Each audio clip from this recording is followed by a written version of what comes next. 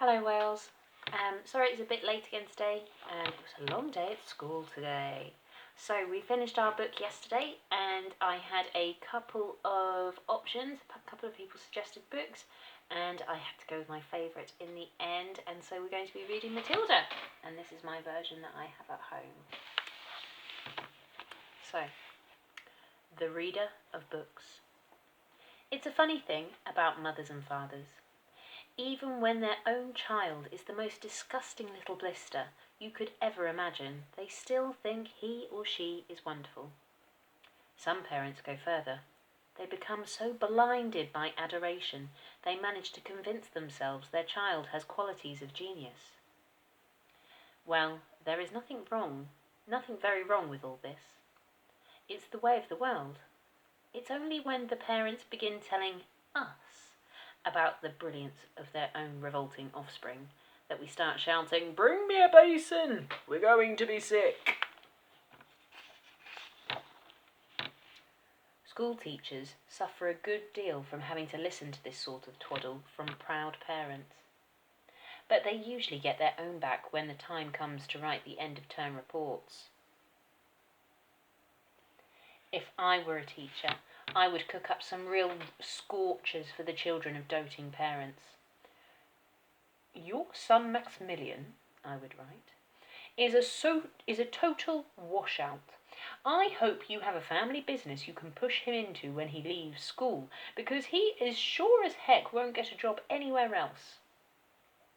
Or if I was feeling lyrical that day, I might write, "It is a curious truth that grasshoppers have their hearing organs in the sides of their abdomen. Your daughter Vanessa, judging by what she's learnt this term, has no hearing organs at all." I might even delve deeper into natural history and say, "The periodical cicada spends 6 years as a grub underground and no more than 6 days as a free creature of sunlight and air. Your son Wilfred has spent 6 years as a grub in this school, and we are still waiting for him to emerge from the chrysalis." A particularly poisonous little girl might sting me into saying, "Fiona has the same glacial beauty as an iceberg, but unlike the iceberg, she has absolutely nothing below the surface." I think I might enjoy writing end-of-term reports for the stinkers in my class, but enough of that. We have to get on. And there's some pictures of those children.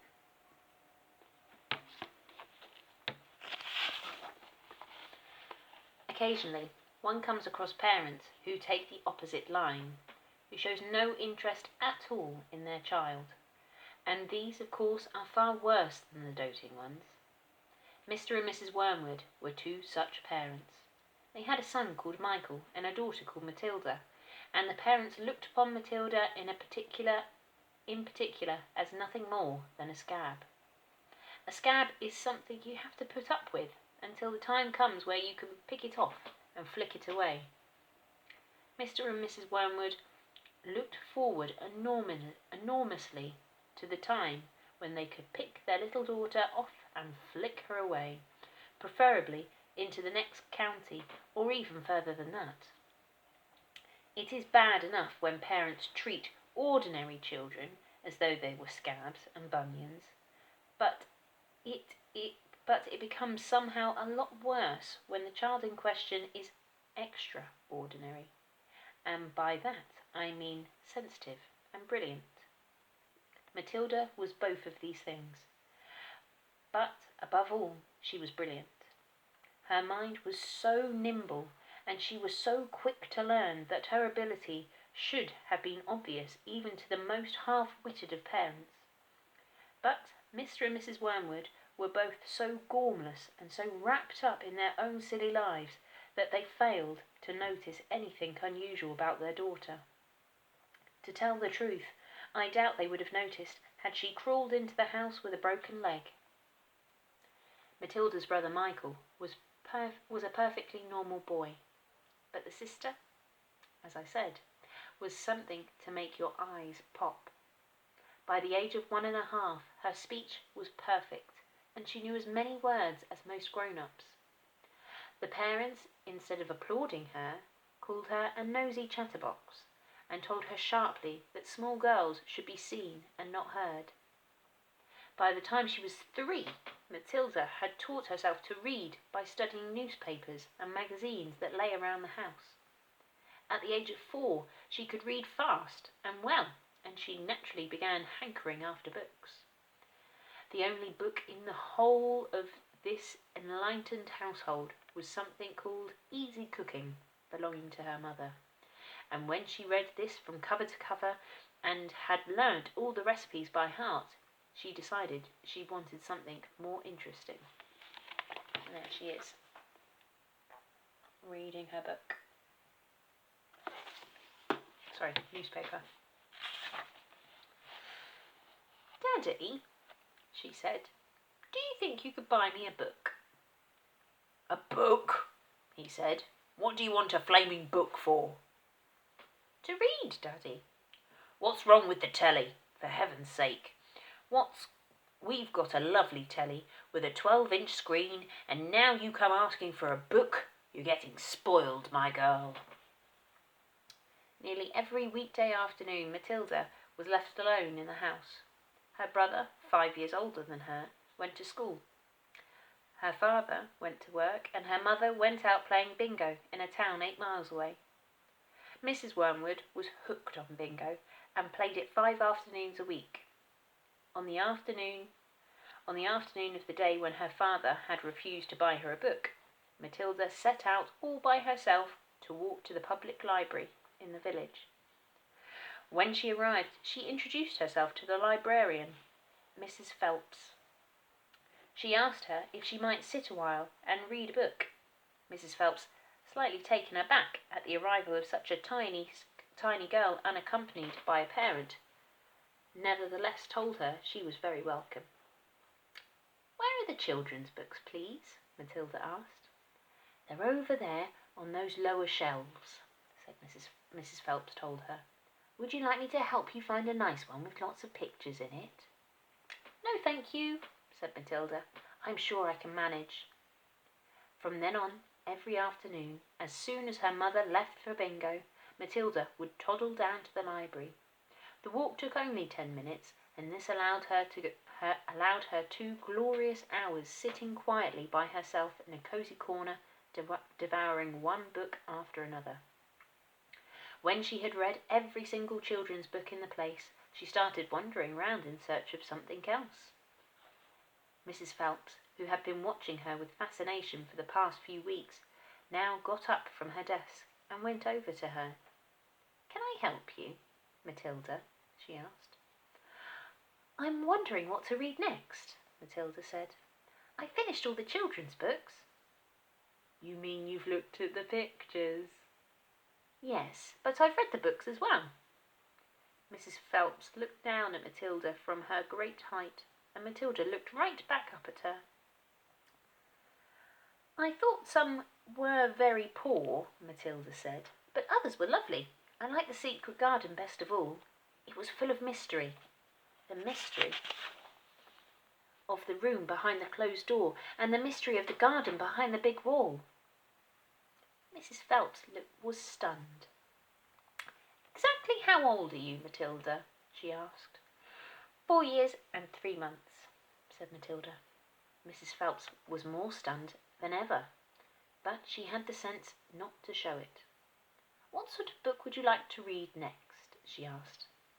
Matilda said, "I would like a really good one that grown-ups read, a famous one. I don't know any names." Mrs. Phelps looked along the shelves, taking her time. She didn't quite know what to bring out. How, she asked herself, does one choose a famous grown-up book for a 4-year-old girl? Her first thought was to pick a young teenager's romance of the kind that is written for 15-year-old schoolgirls, but for some reason she found herself instinctively walking past that particular shelf. "Try this," she said at last. "It's very famous and very good. If it's too long for you, just let me know and I'll find something shorter and a bit easier." Great Expectations, said Matilda, by Charles Dickens. I'd love to try it. I must be mad, Mrs. Phelps told herself. But to Matilda she said, of course you may try it. Over the next few afternoons, Mrs. Phelps could hardly take her eyes from the small girl sitting for hour after hour in the big armchair at the far end of the room with the book on her lap. It was necessary to rest it on her lap because it was too heavy for her to hold up, which meant she had to sit leaning forward in order to read. And there they are, talking in the library.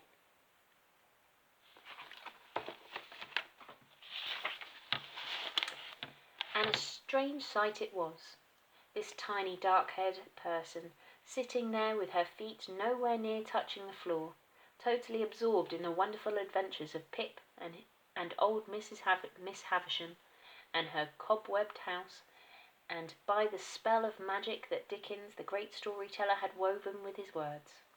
The only movement from the reader was the lifting of the hand every now and then to turn over a page, and Mrs. Phelps always felt sad when the time came for her to cross the floor and say, "It's 5, Matilda." During the first week of Matilda's visits, Mrs. Phelps had said to her, "Does your mother walk you down here every day and then take you home?" "My mother goes to Allsbury every afternoon to play bingo," Matilda had said. "She doesn't know I come here." "But that's surely not right," Mrs. Phelps said. "I think you'd better ask her." "I'd rather not," Matilda said. "She doesn't encourage reading books, nor does my father." "But what do they expect you to do every afternoon in an empty house?" "Just mooch around and watch telly." "I see. She doesn't really care what I do," Matilda said, a little sadly. But Mrs. Phillips was concerned about the child's safety on the walk through the fairly busy village high street and the crossing of the road, but she decided not to interfere. Within a week, Matilda had finished Great Expectations. In that edition contained 411 pages. "I loved it," she said to Mrs. Phelps. "Has Mr. Dickens written any others?"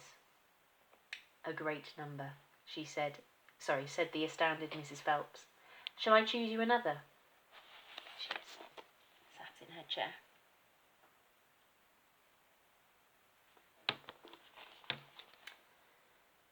Over the next 6 months, under Mrs. Phelps's watchful and compassionate eye, Matilda read the following books: Nicholas Nickleby, by Charles Dickens; Oliver Twist, by Charles Dickens; Jane Eyre, by Charlotte Bronte; Pride and Prejudice, by Jane Austen; Test of the d'Urbervilles, by Thomas Hardy; Gone to Earth, by Mary Webb; Kim, by Rudyard Kipling; The Invisible Man, by H.G. Wells; The Old Man and the Sea, by Ernest Hemingway; The Sound and the Fury, by William Faulkner; The Grapes of Wrath, by John Steinbeck; The Good Companions, by J.B. Priestley; Brighton Rock, by Graham Greene; Animal Farm, by George Orwell.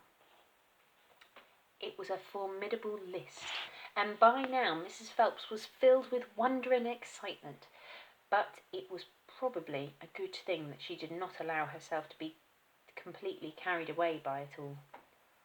Almost anyone else witnessing the achievements of this small child would have been tempted to make a great fuss and shout the news all over the village and beyond, but not Mrs. Phelps. She was someone who minded her own business, and had long since discovered it was seldom worth while to interfere with other people's children. "Mr. Hemingway says a lot of things I don't understand," Matilda said to her, "especially about men and women, but I loved it all the same. The way he tells it, I feel I am right there on the spot, watching it all happen." "A fine writer will always make you feel like that," Mrs. Phelps said. "And don't worry about the bits you can't understand. Sit back and allow the words to wash around you, like music." I will. "Did you know," Mrs. Phelps said, that public libraries like this allow you to borrow books and take them home. I didn't know that, Matilda said. Could I do it? Of course, said Mrs. Phelps. When you have chosen the book you want, bring it to me so I can make a note of it, and it's yours for 2 weeks. You can take more than one if you wish. And there they are.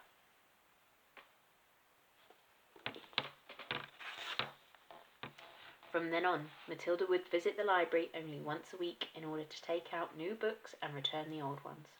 Her own small bedroom now became her reading room, and there she would sit and read most afternoons, often with a mug of hot chocolate beside her. She was not quite tall enough to reach things around the kitchen, but she kept a small box in the outhouse, which she brought in and stood on in order to get whatever she wanted. Mostly it was hot chocolate she made, warming the milk in a saucepan on the stove before mixing it. Occasionally she made Bovril or Ovaltine. It was pleasant to take a hot drink up to her room and have it beside her as she sat in her silent room, reading in the empty house in the afternoons. The books transported her into new worlds and introduced her to amazing people who lived exciting lives. She went on olden-day sailing trips with Joseph Conrad. She went to Africa with Ernest Hemingway and to India with Rudyard Kipling. She travelled all over the world while sitting in her little room in an English village. And there she is.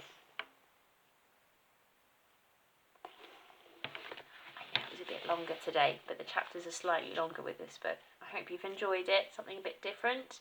Have a restful weekend, have some fun. I'm sure you'll find something to do. Take care, and there will be a new chapter on Monday. Bye!